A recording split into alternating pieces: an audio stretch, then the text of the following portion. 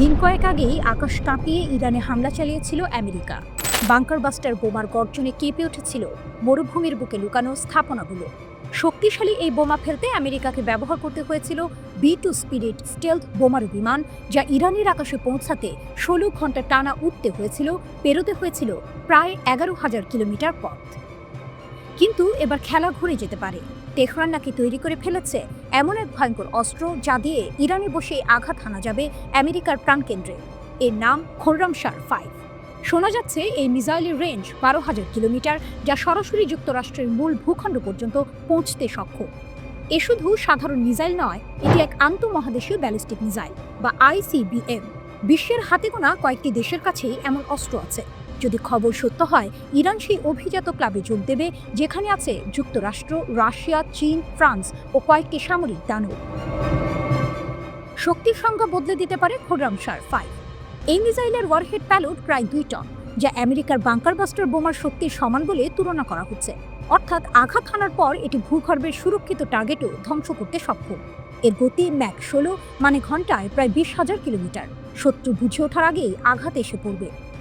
Twist হচ্ছে, ইরানের প্রতিরক্ষা মন্ত্রণালয় বা ইসলামী বিপ্লবী গার্ড কোর IRGC এখনও এই অস্ত্রের অস্তিত্ব আনুষ্ঠানিকভাবে স্বীকার করেনি। কিন্তু ইরানের রাষ্ট্রায়ত্ত প্রেস টিভি ছাড়া অন্য সূত্রগুলো একে উড়িয়ে দিচ্ছে না।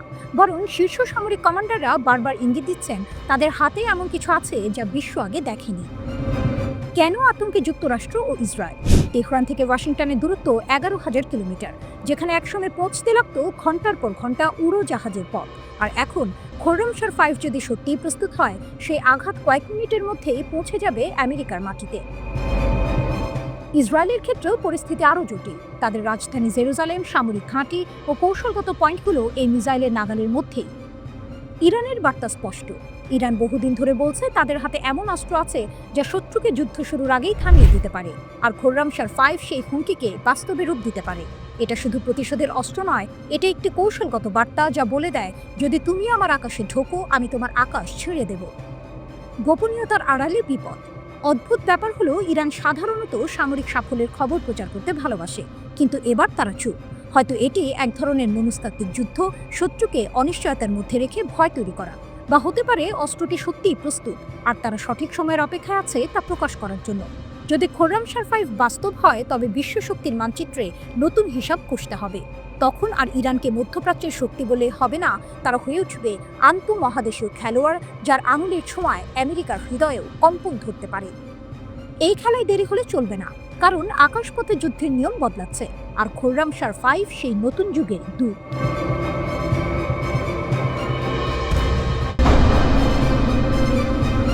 1990-এর দশকের সেই শীতল যুদ্ধের দিনগুলো হঠাৎ করে যেন আবার ফিরে এলো। কিন্তু এবার কোনো সীমানা রেখায় নয়, বরং মহাসাগরের গভীরে। এক নির্দেশেই বদলে গেল সবকিছু। মার্কিন প্রেসিডেন্ট ডোনাল্ড ট্রাম্পের একটি নির্দেশে পারমাণবিক সাবমেরিনগুলো রাশিয়ার দিকে যাত্রা শুরু করল। এই ঘটনা যেন সমগ্র বিশ্বকে এক পুরনো ভয়ের মুখোমুখি দাঁড় করিয়ে দিল। যে ভয় ছিল পারমাণবিক যুদ্ধের, যা ছিল দুই পরাশক্তির নীরব প্রতিদ্বন্দ্বিতার। ট্রাম্পের এই নির্দেশ যেন মহাসাগরের গভীরে থাকা এক ঘুমন্ত দানবকে জাগিয়ে তুলেছে। গভীরের দানব, কার শক্তি বেশি? ট্রাম্পের নির্দেশের পরপরই শুরু হলো জল্পনা। কে বেশি শক্তিশালী, রাশিয়া নাকি আমেরিকা? রাশিয়ার সংসদ সদস্য ভিক্টর ভোটলাটস্কির মন্তব্য সেই জল্পনাকে আরও উস্কে দিল। তিনি বললেন, মহাসাগরে থাকা রুশ পারমাণবিক সাবমেরিনের সংখ্যা যুক্তরাষ্ট্রের তুলনায় অনেক বেশি। ট্রাম্প যে সাবমেরিনগুলো পাঠাচ্ছেন, সেগুলো অনেকদিন ধরেই আমাদের নজরদারিতে আছে। এই মন্তব্য থেকে বোঝা যায় উভয় দেশই একে অপরের ওপর নজরদারি চালাচ্ছে। কিন্তু প্রশ্ন হলো, কার শক্তি বেশি? বেশিরভাগ বিশ্লেষকের মতে এই খেলায় রাশিয়া এগিয়ে। তাদের হাতে এমন সব অত্যাধুনিক সাবমেরিন রয়েছে যা যুক্তরাষ্ট্রের শক্তিকেও হারিয়ে দিতে পারে। রাশিয়ার নৌবহরে আছে প্রায় 64টি সাবমেরিন, যার মধ্যে 14টি ব্যালিস্টিক মিসাইল বহনকারী। এগুলোকে রাশিয়ার কৌশলগত প্রতিরক্ষা ব্যবস্থার কেন্দ্রবিন্দু মনে করা হয়। ভয়াবহতার রূপরেখা। রাশিয়ার হাতে আছে 8টি বোরি ক্লাস সাবমেরিন। প্রতিটি সাবমেরিনে আছে 16টি বুলাভা SLBM এবং 6টি টর্পিডো লঞ্চার। এই সাবমেরিনগুলো পানির নিচে শত্রু সাবমেরিন ধ্বংস করতে পারে, এমনকি সমুদ্রের তলায় মাইনও বসাতে পারে। ধীরে ধীরে এগুলোকে প্রতিস্থাপন করছে ডেল্টা 4 ক্লাস সাবমেরিন। এই সাবমেরিনগুলো সাগরের নিচে রাশিয়ার পারমাণবিক প্রতিরক্ষার মূল ভিত্তি। সবচেয়ে আধুনিক হলো ইয়াসান ক্লাস সাবমেরিন, যার আছে 4টি। প্রতিটি সাবমেরিনে 5টি ক্যালিবার্গ অথবা 4টি P-800 ক্ষেপণাস্ত্র রাখা হয়। প্রতিটি সাবমেরিনে 5টি ক্যালিবার্গ অথবা 4টি P-800 ক্ষেপণাস্ত্র রাখা যায়, যা দূরপাল্লার আক্রমণ ও যুদ্ধজাহাজ ধ্বংসে অত্যন্ত কার্যকর। অন্যদিকে যুক্তরাষ্ট্র পিছিয়ে নেই, তাদেরও আছে বিশাল সাবমেরিন বহর। তারা 3 ধরনের অ্যাটাক সাবমেরিন পরিচালনা করে: ভার্জিনিয়া ক্লাস, সিওল ক্লাস এবং লস অ্যাঞ্জেলস ক্লাস। তারাও মহাসাগরের গভীরে নিজেদের আধিপত্য ধরে রাখতে সমানভাবে লিপ্ত। এক অস্থির ভবিষ্যৎ। ট্রাম্পের এই নির্দেশ এবং রাশিয়ার পাল্টা হুমকি। ট্রাম্পের এই নির্দেশ এবং রাশিয়ার পাল্টা হুমকি কেবল 2 দেশের মধ্যে উত্তেজনা বাড়াচ্ছে না, বরং পুরো বিশ্বকে এক অস্থির ভবিষ্যতের দিকে ঠেলে দিচ্ছে। এই সাবমেরিনগুলো কেবল সামরিক সরঞ্জাম নয়, এগুলো হলো এক নীরব হুমকি, এক অদৃশ্য যুদ্ধের প্রতীক। যখন এই সাবমেরিনগুলো গভীর সাগরে একে অপরের সঙ্গে মুখোমুখি হয়, তখন তা কেবল 2টি দেশের সামরিক শক্তির প্রতিযোগিতা নয়, বরং মানব সভ্যতার টিকে থাকার এক চরম পরীক্ষা হয়ে দাঁড়ায়। মহাসাগরের গভীরে যে খেলা শুরু হয়েছে, তার ফল কি হবে তা কেউ জানে না। এই সাবমেরিনগুলো কি কেবল ক্ষমতার প্রদর্শনী, নাকি কোনো এক ভয়াবহ যুদ্ধের সূচনা? নীরব সংকেত থেকে এক ভয়াবহ পারমাণবিক সংঘাতের দিকে কি এগিয়ে যাচ্ছে বিশ্ব?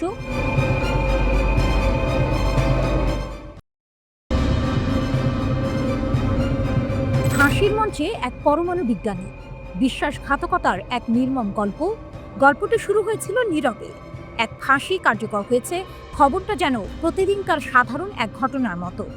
কিন্তু এই সাধারণের আড়ালে লুকিয়ে ছিল এক চাঞ্চল্যকর সত্য, এক ভয়ঙ্কর বিশ্বাসঘাতকতার গল্প। এই ফাঁসির আসামি কোনো সাধারণ অপরাধী নয়। একসময় সে ছিল ইরানের গর্ব, এক পরমাণু বিজ্ঞানী। নাম তার রুজবে ভাদি। গুগলে তার নাম খুঁজলে দেখা যায় তার ক্যারিয়ার ছিল অত্যন্ত উজ্জ্বল। ইরানের পারমাণবিক শক্তি অর্জনের জন্য তার অবদান ছিল অপরিসীম। ডক্টরেট ডিগ্রিধারী এই বিজ্ঞানী 2011 সালে দেশের সবচেয়ে সেরা কিছু পরমাণু বিজ্ঞানীর সঙ্গে মিলে একটি গবেষণাপত্র লিখেছিলেন। তাদের এই গবেষণা ইরানের পারমাণবিক অগ্রগতির এক গুরুত্বপূর্ণ ধাপ ছিল। কিন্তু কে জানতো, দেশের উন্নতির জন্য দিনরাত পরিশ্রম করা এই মানুষটির ভেতরেই লুকিয়েছিল এক বিষাক্ত সাপ।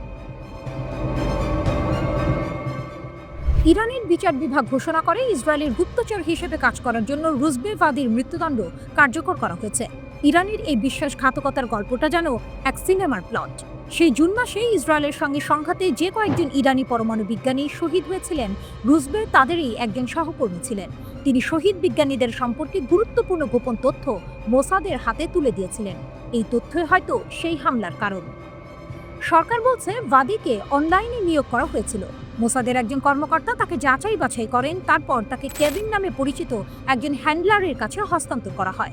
মোসাদ বুঝতে পারে ভাদির কর্মক্ষেত্র ও তার পদমর্যাদা তাকে এক উচ্চ মূল্যবান উৎস করে তুলতে পারে। মোসাদ তাই তাকে সরাসরি তাদের সেরা একটি বিভাগের সাথে যুক্ত করে। তাকে প্রতি মাসে একটি ক্রিপ্টোকারেন্সি ওয়ালেটের মাধ্যমে অর্থ প্রদান করা হতো, যেন তার গতিবিধি বোঝা না যায়। ভাদিকে শুধু টাকা দিয়ে শান্ত করা হয়নি, তাকে দেওয়া হয়েছিল একটি বিশেষ ফোন, ল্যাপটপ এবং 2টি ফ্ল্যাশ ড্রাইভ। এরপর তাকে দেওয়া হয় গোপন তথ্য সংগ্রহের প্রশিক্ষণ। সফলভাবে প্রশিক্ষণ শেষে তিনি ইরানের সবচেয়ে স্পর্শকাতর ও গোপন তথ্য মোসাদের কাছে পাচার করা শুরু করেন। এই বিশ্বাসঘাতকতা শুধু একজন বিজ্ঞানীর নয়, পুরো দেশের প্রতি ছিল এক ভয়ঙ্কর আঘাত। ঘটনাটি আবারও প্রমাণ করে শত্রুরা কেবল সামরিক শক্তি দিয়ে আঘাত করে না, তারা দেশের ভেতর থেকেই শত্রুদের তৈরি করার চেষ্টা করে। কিন্তু ইরান তার শক্তি ও প্রতিরোধের প্রমাণ রেখেছে। বিশ্বাসঘাতককে খুঁজে বের করে তাকে সর্বোচ্চ শাস্তি দিয়ে ইরান প্রমাণ করেছে যে দেশের নিরাপত্তার সঙ্গে কোনো আপোষ করা হবে না। এই ফাঁসি কেবল একজন অপরাধীর শাস্তি নয়, এটি ইরানের সেই শক্তির প্রতিধ্বনি যা দেশের সার্বভৌমত্ব ও নিরাপত্তার জন্য যে কোনো মূল্যে লড়তে প্রস্তুত। এই ফাঁসির ঘটনাটি যেন এক সতর্কবাণী, যা বলছে যে কোনো দেশের সবচেয়ে বড় শত্রু দেশের বাইরের নয়, বরং ভেতরের বিশ্বাসঘাতকরা। ইরানের এই কঠোর পদক্ষেপ প্রমাণ করে দেশের সুরক্ষার জন্য তারা কতটা দৃঢ় প্রতিজ্ঞ।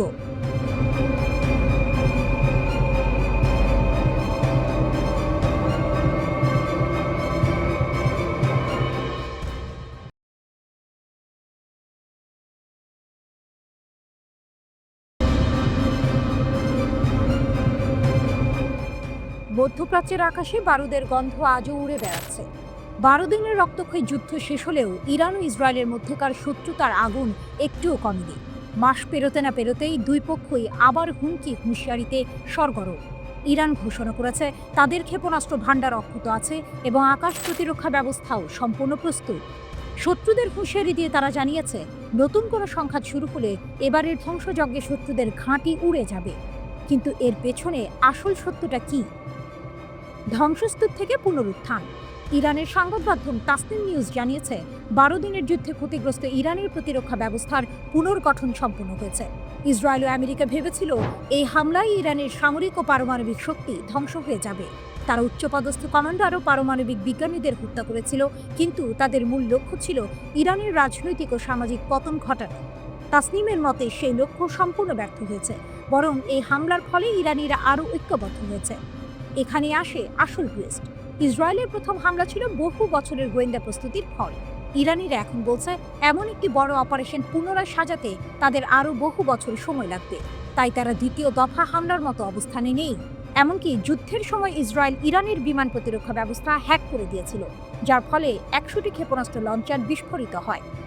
এত কিছুর পরেও ইসরায়েলের দীর্ঘমেয়াদী বিনিয়োগ ও গোয়েন্দা নেটওয়ার্ক এই যুদ্ধে কার্যত ভেঙে পড়েছে। ইরান এই সব কিছু থেকে শিক্ষা নিয়ে আরও শক্তিশালী হয়ে উঠেছে। এমন পরিস্থিতিতে পশ্চিমা গণমাধ্যমে একটি নতুন গুজব ছড়িয়ে পড়েছে, ইরান ও আমেরিকা নাকি আবার আলোচনার টেবিলে ফিরছে।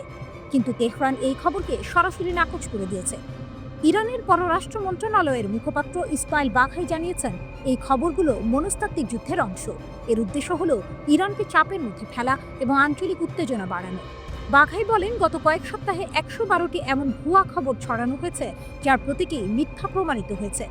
তিনি আরও জানান, তেহরানের সুইস দূতাবাস এবং ওয়াশিংটনে পাকিস্তানি দূতাবাসের মাধ্যমে বার্তা আদান প্রদান সবসময় চালু থাকে, যা কূটনীতির স্বাভাবিক অংশ। এতে কোনো অস্বাভাবিকতা নেই। স্পষ্টতই বোঝা যাচ্ছে, মধ্যপ্রাচ্যে এখন কেবল অস্ত্রের যুদ্ধ নয়, বরং তথ্য ও মনস্তত্ত্বের এক জটিল যুদ্ধ চলছে। এক পক্ষ চাইছে নিজেদের সামরিক শক্তি ও মনোবল পুনরুদ্ধার করতে, আরেক পক্ষ চাইছে মিথ্যা খবর ছড়িয়ে প্রতিপক্ষকে মানবিকভাবে দুর্বল করতে। ইরানের পুনর্গঠন এবং ইসরায়েলের দুর্বলতার খবর যেমন একটি বার্তা দিচ্ছে, তেমনি আলোচনার গুজবও অন্য বার্তা দিচ্ছে। এই পরিস্থিতিতে কোন পক্ষ সত্য বলছে আর কোন পক্ষ মিথ্যা, তা নির্ধারণ করা কঠিন। তবে একটি বিষয় পরিষ্কার, মধ্যপ্রাচ্যের এই সংকট সহজে মিটবে না।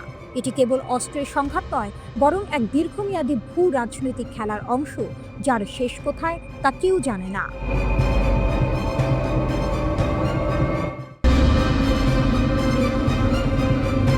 যুদ্ধটা শুরু হয়েছিল গাজায়, কিন্তু এর ছায়া এখন ইসরায়েলের ঘরে ঘরে। বিশ্ববাসীকে চমকে দিয়ে ফিলিস্তিনি প্রতিরোধ বাহিনী তাদের দুঃসাহসিক কৌশল দিয়ে ইসরায়েলের সুপ্রশিক্ষিত সেনাবাহিনীকে বিপর্যস্ত করে তুলছে। আধুনিক সমরাষ্ট্রে সজ্জিত এই সেনারা এখন গাজার ধ্বংসস্তূপের ভেতর থেকে উঠে আসা গেরিলা কৌশলের কাছে পরাস্ত। কিন্তু এই যুদ্ধের সবচেয়ে বড় টুইস্ট হলো, আসল যুদ্ধটা কেবল রণাঙ্গনে নয়, চলছে সেনাদের মনের ভেতরেও। গাজার সুড়ঙ্গ থেকে ইসরায়েলের মনস্তত্ত্ব। গাজার প্রতিরোধ যোদ্ধারা সুড়ঙ্গ ও চোরাগোপ্তা হামলায় এতটাই পারদর্শী যে ইসরায়েলি সেনারা দিশেহারা। তাদের এই দুঃসাহসিক প্রতিরোধের সামনে আধুনিক সমরাষ্ট্র যেন অকেজো। যুদ্ধের এই ভয়াবহতার ফল হলো প্রায় 80,000 ইসরায়েলি সেনা আহত হয়েছে, যা ইসরায়েলের সামরিক ইতিহাসে নজিরবিহীন। কিন্তু এর চেয়েও ভয়ঙ্কর হলো মানসিক ক্ষয়ক্ষতি। প্রায় 26,000 সেনা মানসিক সমস্যার শিকার, যার মধ্যে অনেকেই post traumatic stress disorder PTSD এ ভুগছেন। যুদ্ধ থেকে ফিরে আসার পরও তাদের চোখের সামনে ভেসে ওঠে বিস্ফোরণের ধোঁয়া, সহযোদ্ধার আর্তনাদ আর অজানা ফাঁদের আতঙ্ক। এই নীরব মহামারী ইসরায়েলকে ভেতর থেকে দুর্বল করে দিচ্ছে। একসময় যে সামরিক শক্তিকে অপ্রতিরোধ মনে করা হতো, সেই শক্তির ভিত্তি আজ নড়বড়ে। ফিলিস্তিনি যোদ্ধাদের প্রতিরোধ শুধু মাঠের লড়াই নয়, ইসরায়েলের সামরিক ব্যবস্থার মধ্যেও এক গভীর সংকট তৈরি করছে। পরিস্থিতি এতটাই খারাপ যে ইসরায়েলের প্রতিরক্ষা মন্ত্রণালয়কে তাদের বার্ষিক বাজেটের অর্ধেকের বেশি সেনাদের চিকিৎসা ও মানসিক সেবার জন্য ব্যয় করতে হচ্ছে। ইতিমধ্যেই $1.2 বিলিয়ন বিশাল অঙ্কের অর্থ বরাদ্দ করা হয়েছে। মানসিক ট্রমা থেকে সেনাদের মধ্যে আত্মহত্যার প্রবণতাও বেড়েছে। শুধুমাত্র 2025 সালেই অন্তত 16 জন সেনা আত্মহত্যা করেছে এবং যুদ্ধ শুরুর পর থেকে এই পর্যন্ত প্রায় 45 জন সেনা আত্মহত্যা করেছেন বলে জানা গেছে। এই ভয়াবহ পরিস্থিতিতে ইসরায়েলি সামরিক বাহিনীর বিরুদ্ধে তাদের সাবেক সেনারা মুখ খুলতে শুরু করেছে। তারা তেল আবিবে বিক্ষোভ করছে। ইসরায়েলি লেখক ও বিশ্লেষক এফরাইম এর মতে, এটি একটি নীরব মহামারী, যা গাজার যুদ্ধ শেষ হয়ে গেলে আরও বিপজ্জনক হয়ে উঠবে। নেতানিয়াহুর উচ্চাকাঙ্ক্ষার বিপরীতে ফিলিস্তিনি প্রতিরোধে দৃঢ়তা দেখা যাচ্ছে। তবে আসল ট্র্যাজেডি হলো, এই যুদ্ধের সবচেয়ে বড় মূল্য চোকাতে হচ্ছে সাধারণ সৈনিকদের। তাদের মন এবং শরীরের ক্ষয়ক্ষতি একটি অদৃশ্য যুদ্ধের মতো ইসরায়েলকে ভেতর থেকে ভেঙে দিচ্ছে। পুরো গাজা দখলের স্বপ্নে বিভোর ইসরায়েলের প্রধানমন্ত্রী বেনিয়ামিন নেতানিয়াহু, কিন্তু তার সেই স্বপ্নের পথে বাধা হয়ে দাঁড়িয়েছে দেশটির সেনাপ্রধান ইয়াল জামির। তার ভাষায় এমন যে কোনো কিছু ইসরায়েলি সেনাবাহিনীর জন্য একটি ফাঁদ। টাইমস অফ ইসরায়েল জানিয়েছে, সোশ্যাল মিডিয়ায় নেতানিয়াহুর ছেলে ইয়ার নেতানিয়াহুর একটি পোস্ট ঘিরেও দ্বন্দ্বে জড়িয়েছেন তারা দুজন। ইয়ার ওই পোস্টে লেখেন, জামির বিদ্রোহ ও সামরিক অভ্যুত্থান চেষ্টার পেছনে রয়েছেন। তার বিরুদ্ধে আনা ইয়ারের অভিযোগ নিয়ে আপত্তি তুললে সেনাপ্রধানকে এক হাত নেন নেতানিয়াহু।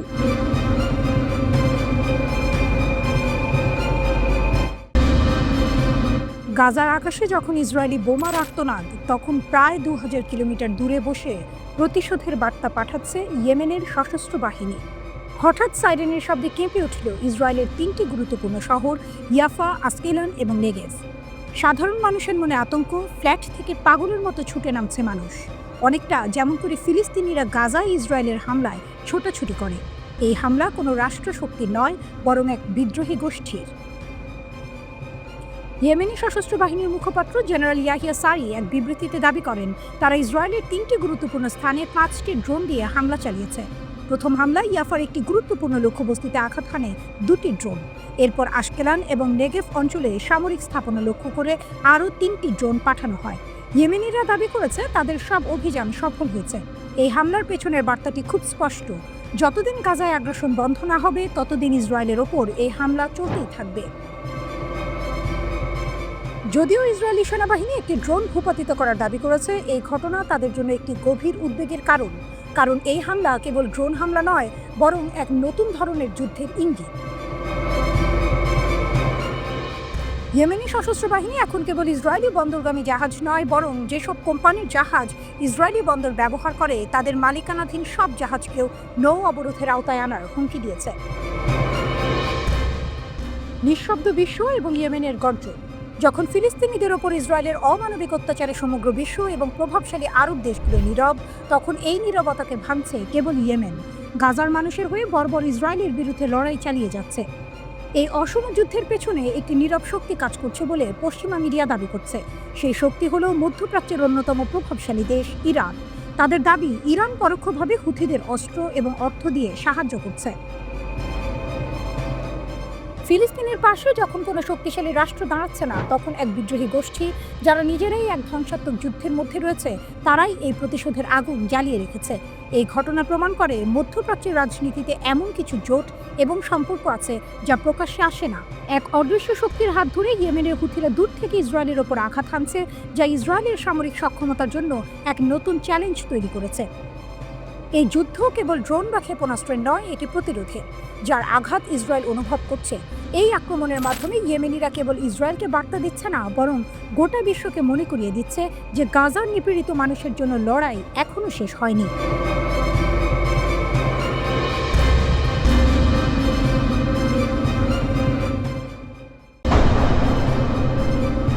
মার্কিন যুদ্ধজাহাজ কি বিশাল হুমকির মুখে? আমেরিকার যুদ্ধজাহাজের জন্য এক নতুন বিপদ ঘনিয়ে আসছে। লোহিত সাগর, আরব সাগর এবং এমনকি ভারত মহাসাগর পর্যন্ত প্রতিটি মার্কিন, ইসরায়েলি এবং ব্রিটিশ যুদ্ধজাহাজ এখন এক নতুন হুমকির মুখে। এই হুমকির নাম সায়াদ ক্রুজ ক্ষেপণাস্ত্র, যার মালিক ইয়েমেনি সশস্ত্র বাহিনী, একদল গেরিলা যোদ্ধা যারা এখন বিশ্ব শক্তির বিরুদ্ধে নিজেদেরকে এক অপ্রতিরোধ্য সামরিক শক্তি হিসেবে প্রতিষ্ঠা করছে। ইয়েমেনের সশস্ত্র বাহিনী 800 কিলোমিটার পর্যন্ত আঘাত হানতে সক্ষম এই নতুন ক্ষেপণাস্ত্রের সফল পরীক্ষা চালিয়েছে। সবচেয়ে চাঞ্চল্যকর খবর হলো, তারা নিশ্চিত করেছে যে এই ক্ষেপণাস্ত্র এখন আনুষ্ঠানিকভাবে তাদের অস্ত্রাগারে যুক্ত হয়েছে। এই ক্ষেপণাস্ত্রটির নামই হলো সায়াদ। এই ক্ষেপণাস্ত্রের ক্ষমতা দেখে মনে হচ্ছে ইয়েমেনিরা এবার শুধু প্রতিরোধের জন্য নয়, বরং প্রতিপক্ষকে সরাসরি চ্যালেঞ্জ করার জন্য প্রস্তুত। এই ক্ষেপণাস্ত্রের সবচেয়ে বড় বৈশিষ্ট্য হলো এর ক্ষমতা এবং ধূর্ততা। সায়াদ এমনভাবে তৈরি করা হয়েছে যে এটি রাডার এড়িয়ে চলতে পারে এবং কম উচ্চতায় উঠতে পারে। এর ফলে এটিকে শনাক্ত করা বা আটকে দেওয়া প্রায় অসম্ভব। এটি একটি চলমান লক্ষ্যবস্তুতেও উচ্চ নির্ভুলতার সঙ্গে আঘাত হানতে সক্ষম। একটি মোবাইল ট্রাক থেকে এটি উৎক্ষেপণ করা হয়, যা এর গতিশীলতা ও গোপনীয়তা আরও বাড়িয়ে দেয়। সায়াদের ভেতরে রয়েছে 200 থেকে 300 কেজির একটি শক্তিশালী ওয়ারহেড, যা দিয়ে একটি বড় নৌযানকে সহজেই ধ্বংস করা যায়। এটি কেবল জাহাজে আঘাত হানতেই সক্ষম নয়, এর রয়েছে স্যাটেলাইট গাইডেন্স সিস্টেম, যা এটিকে স্থলভাগের লক্ষ্যবস্তুতেও হামলা চালাতে সাহায্য করে। ইয়েমেনি সশস্ত্র বাহিনী দাবি করছে যে তারা এখন ইয়েমেনের যে কোনো স্থান থেকে লোহিত সাগর, আরব সাগর, এমনকি ভারত মহাসাগরের জাহাজগুলোতে হামলা চালাতে পারে। 2023 সালের সেপ্টেম্বরে রাজধানী সানার আল সাবনি স্কোয়ারে অনুষ্ঠিত এক সামরিক কুচকাওয়াজে প্রথমবারের মতো সায়াদ ক্ষেপণাস্ত্র জনসম্মুখে প্রদর্শিত হয়। তখন বলা হয়েছিল এটি একটি মধ্যম পাল্লার ক্ষেপণাস্ত্র যা স্থির ও চলমান উভয় প্রকার লক্ষ্যবস্তুতে আঘাত হানতে পারে। ইরান সমর্থিত ইয়েমেনি সশস্ত্র বাহিনী এই ক্ষেপণাস্ত্রটির নকশা তৈরি করেছে ইরানের কাদের 380 এবং পাভে ক্ষেপণাস্ত্রের অনুকরণে।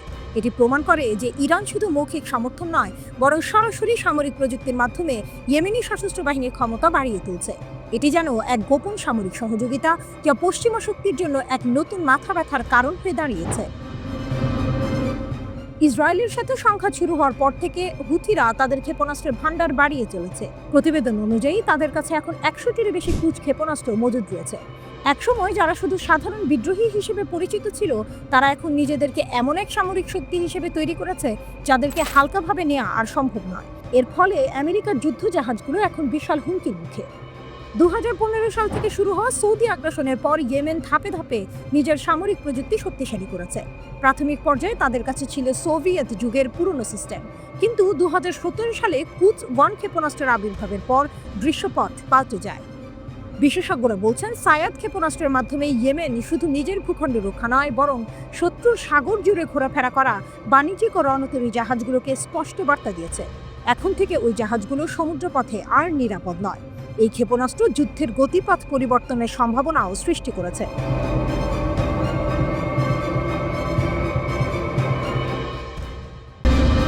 তেল আবিবের আকাশে তখন সন্ধ্যা নেমেছে।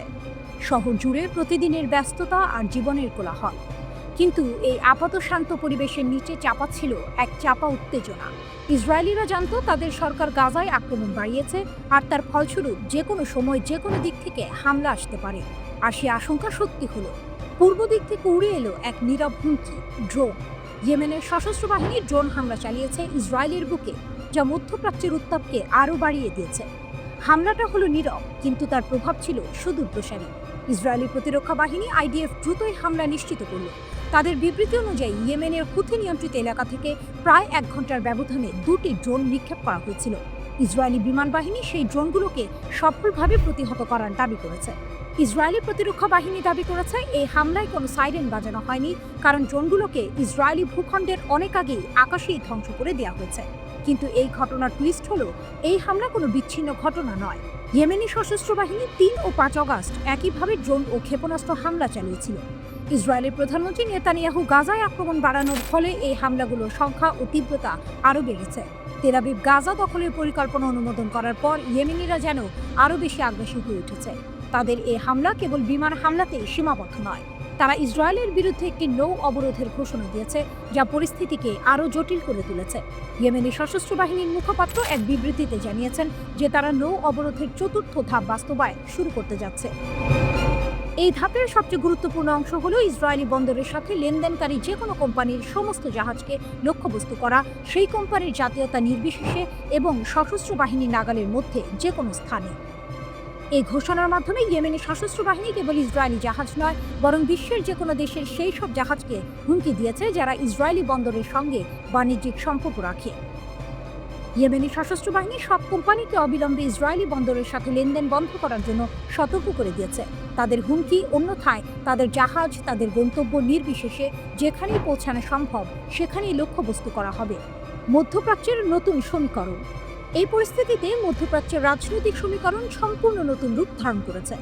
ইরান সমর্থিত হুতিরা এখন কেবল ইয়েমেনের অভ্যন্তরীণ সংঘাতের অংশ নয়, বরং মধ্যপ্রাচ্যের রাজনীতিতে একটি গুরুত্বপূর্ণ ফ্যাক্টর। তারা ইসরায়েলের বিরুদ্ধে সরাসরি সামরিক ও অর্থনৈতিক চাপ সৃষ্টি করছে। ড্রোন হামলার পর ইসরায়েল নিজেকে নিরাপদ মনে করলেও হুথিদের নৌ অবরোধের ঘোষণা তাদের অর্থনীতির জন্য এক বিরাট হুমকি। এই ঘটনা প্রমাণ করে নেতানিয়াহুর গাজায় আক্রমণ বৃদ্ধির সিদ্ধান্ত শুধুমাত্র গাজাতেই সীমাবদ্ধ নয়, বরং এর প্রতিক্রিয়া মধ্যপ্রাচ্যের অন্য প্রান্ত থেকেও আসতে পারে।